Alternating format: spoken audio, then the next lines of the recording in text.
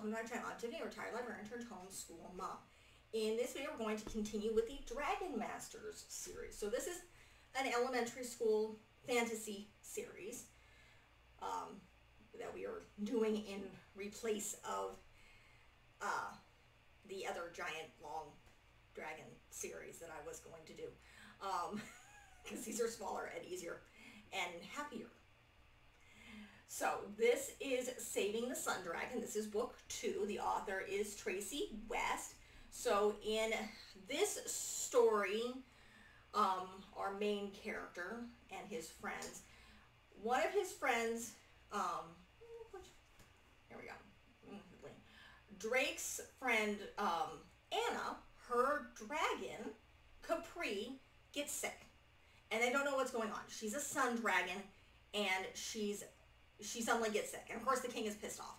The king is definitely, King Ronald, I believe that's his name, is definitely the villain in this series.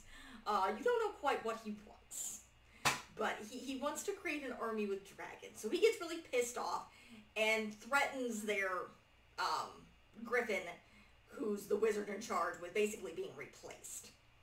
So they all get into basically the schoolroom, the library, and they're like reading. They find a potion that might work, but apparently the main thing that would work is all sun dragons have a moon dragon opposite, and they can heal. And this may have something to do with the fact that when, in the first book, when they tried to go out flying and get in an avalanche, they had seen a giant red orb, which is supposedly from an evil wizard. So they think that's what made Capri sick. What ends up happening is, if you remember, is Worm, who is Drake's dragon, has lots and lots of interesting powers. He summons them, and it's like Capri is getting worse.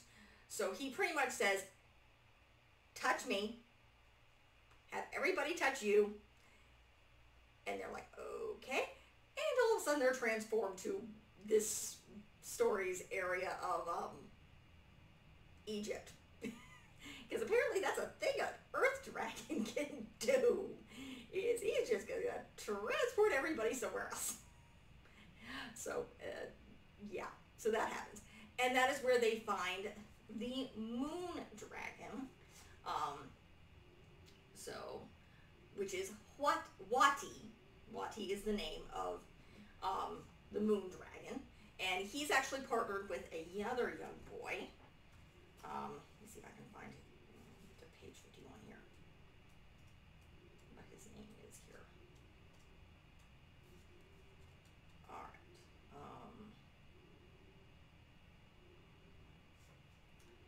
Let's see. What is the boy's name?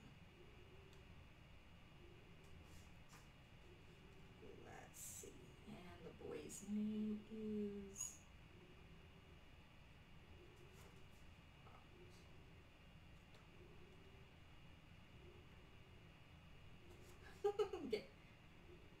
Haru. So, again, these books have illustrations, so these are definitely meant for the younger ages. So, and Haru has a dragon stone. This is part of his family tree. This has been passed down. And his dragon told him to come, and he heals Capri. And so, at first, near the end of the story, Anna's like, okay, I'm just going to go home. Capri can stay here because she seems happy. And that is when Capri communicates with her. Remember, like, all the dragon riders have a dragon stone that they wear around their necks. And as of the first book, Drake is the only one who can do a telepathic connection with his dragon. Well, Capri decides to have her connection with Anna. And it's like, no, I'm going to come back with you. I'll come back and see him, but if I want to, but I want to continue being with you. So she goes back to them because she's now completely healed. And Griffin has brought, introduces them to a nether wizard. So let's see if I can find the name of the other wizard.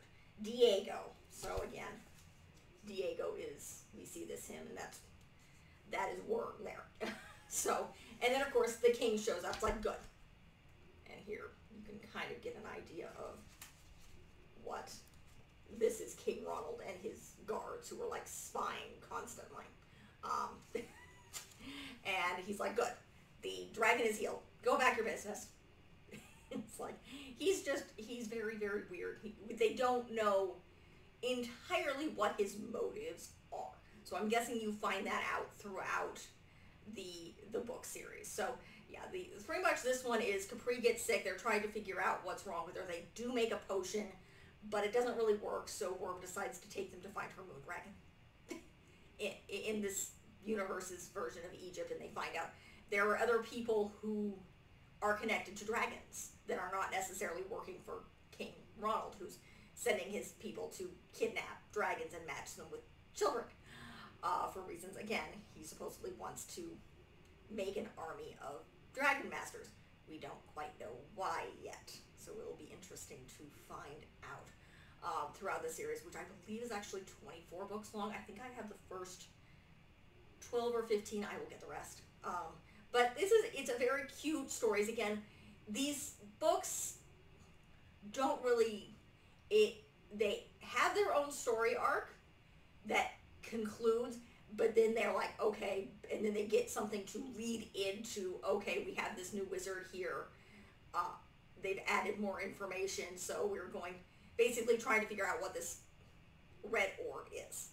So that's why this other wizard is here. So this Diego. So we will figure that out in the next book, which is book 4, which is The Power of the Fire Dragon, which means we're going to be dealing with Rory and Vulcan. So we will get to that. So this book is, again, how long is this? These are not long. So it's about, I'd say 89 pages. This is the last page. So, and then you have the information on the author and the illustrator. The illustrator is Graham Howells. So it will be interesting to get through. These are definitely elementary age. Again, they're not very long. I'm enjoying them. They're easy to read. Particularly as a busy mom, you can definitely read them aloud. There's nothing evil or really scary about these.